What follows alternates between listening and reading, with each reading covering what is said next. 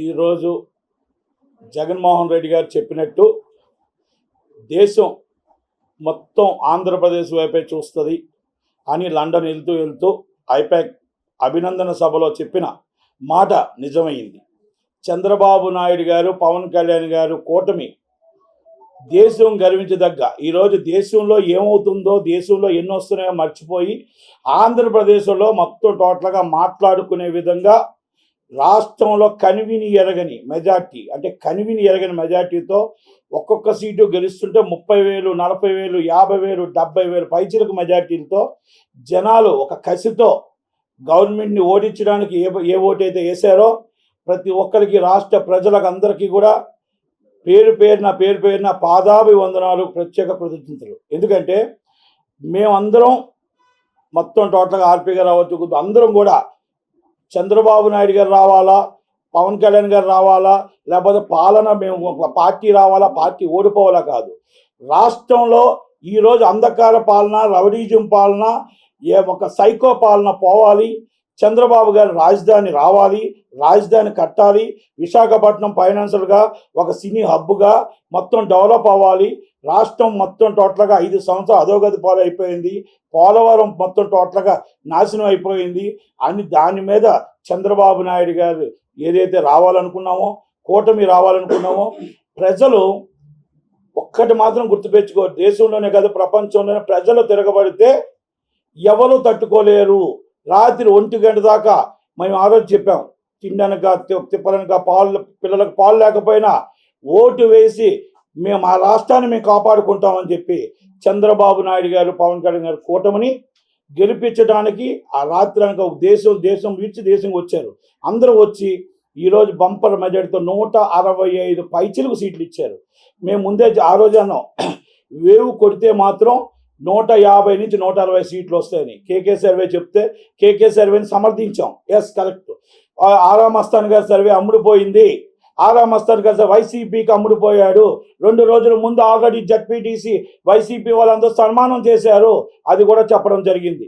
కానీ ఈరోజు ప్రజలు నిర్ణయం నిజం చేసి ఈరోజు ఏదైతే మొత్తం టోటల్గా ఉందో 165 సీట్లు గెలవడం. ఈరోజు చంద్రబాబు నాయుడు గారు 9వ తారీఖు ప్రమాణ స్వీకారం చేస్తాడని ఏదైతే అన్నామో, మా వ్యక్తిగత సమాచారం ప్రకారం 9వ తారీఖు నాడు ఆయన ప్రమాణ స్వీకారం చేస్తారని మాకు సమాచారం ఉంది. ఆయన ఏ నిర్ణయం తీసుకుంటారో, పవన్ కళ్యాణ్ గారు ఏ నిర్ణయం తీసుకుంటారో, ప్రజలు వాళ్ళకి ఇచ్చిన మ్యాండేటరీ 165 సీట్లు కూటమికి ఇచ్చారు.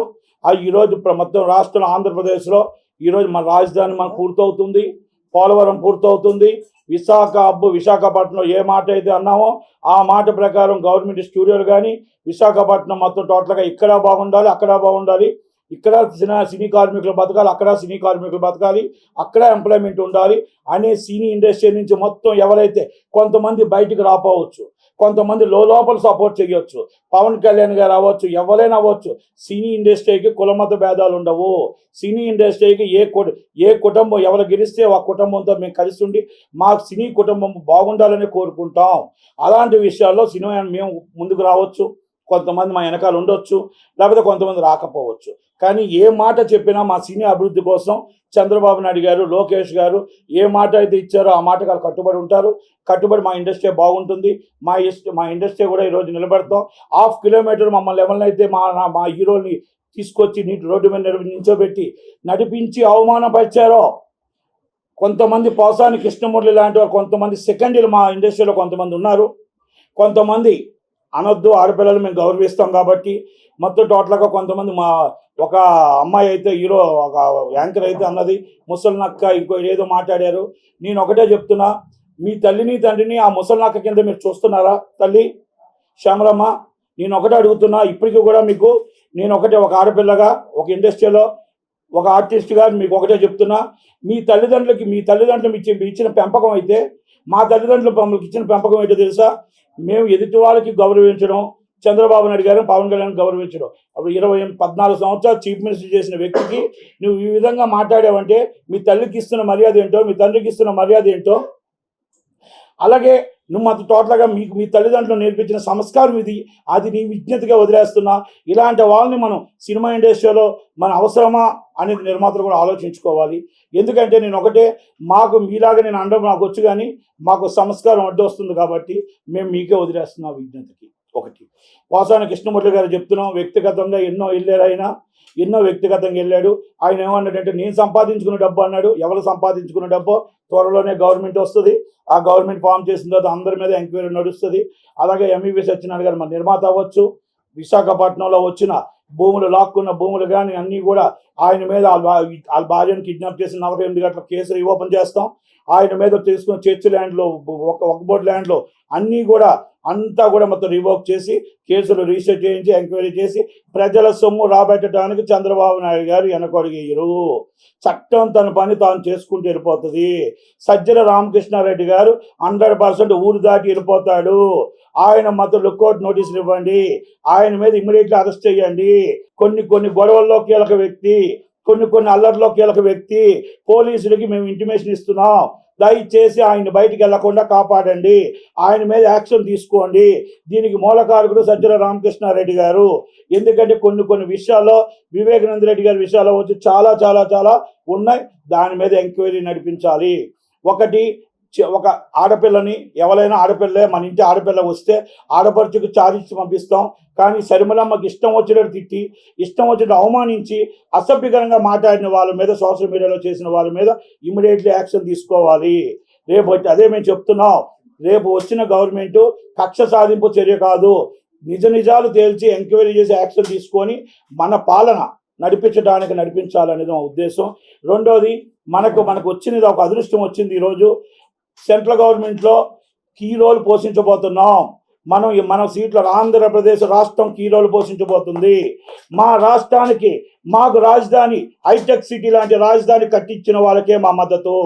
అలాగే మన మాకు స్టీల్ ప్లాంట్ ప్రైవేటీకరణ చేయకుండా గవర్నమెంట్ కన్నా అవ్వాల్సిందే, అది మా మద్దతు. పోలవరం కట్టిన వాళ్ళకే మా మద్దతు. ప్రత్యేక హోదా ఇచ్చే వాళ్ళకే మా మద్దతు. వాల్టేర్ డివిజన్ వచ్చిన వాళ్ళకే మా మద్దతు. అది 100% మా ఆంధ్రప్రదేశ్లో చంద్రబాబు నాయుడు గారి నిర్ణయం. మా కీ రోల్ ఆయన పోషించబోతాడు. 100% మన రాష్ట్రానికి ఏం కావాలో, వనరులు కావాలో, ఎలా కావాలో ఈసారి మనం అన్నీ కూడా సమకూర్చుకొని మన గవర్నమెంట్కి మనం ఎవరికి సపోర్ట్ చేయాలా నిర్ణయం అనేది చంద్రబాబు నాయుడు గారి మీద, పవన్ కళ్యాణ్ గారి మీదకి వదిలేస్తున్నాం. రాష్ట్ర ప్రజలు అందరూ కూడా ఆయన నమ్మారు.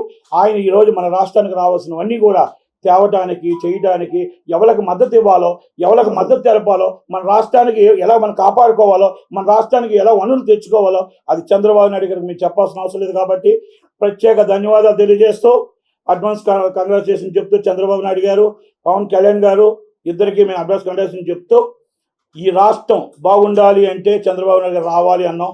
ఈ రాష్ట్రం బాగుండాలంటే పవన్ కళ్యాణ్ గారు రావాలి అన్నాం.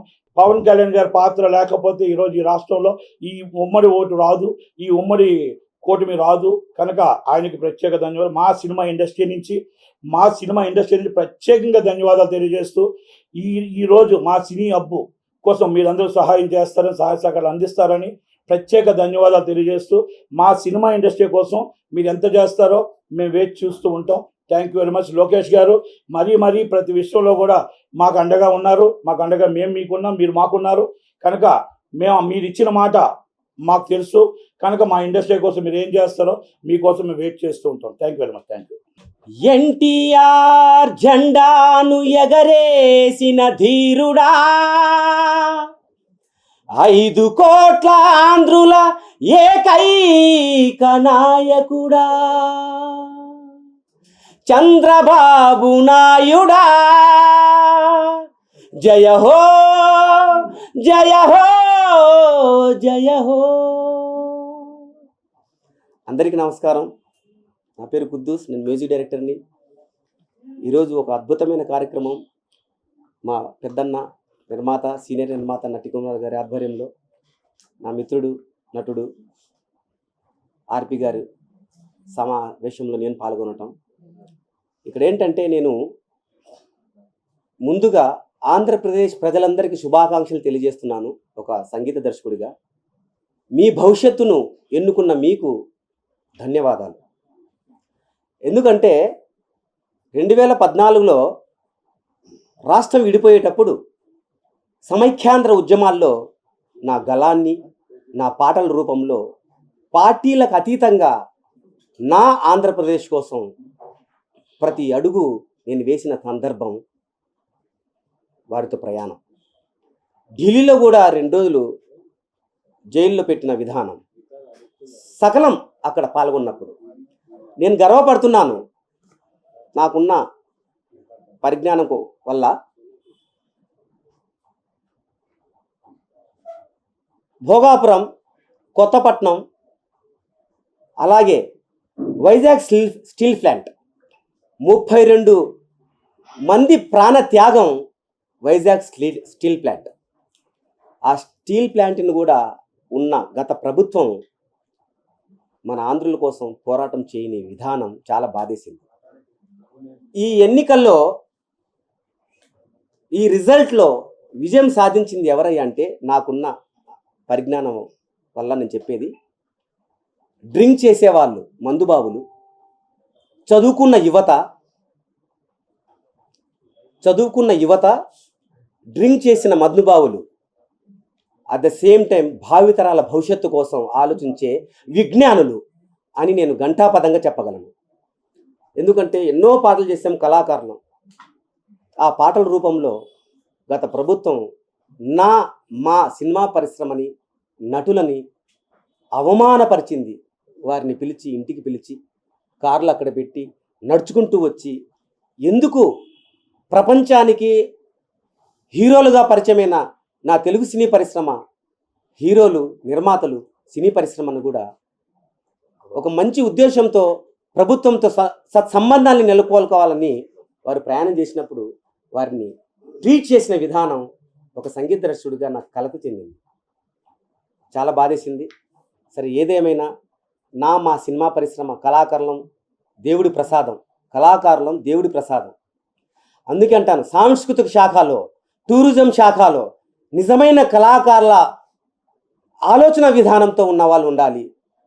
ఇప్పుడు రాబోయే ప్రభుత్వంలో నిజంగా కళల యొక్క ఔన్నత్యం తెలిసిన వాళ్ళు ఉండాలి.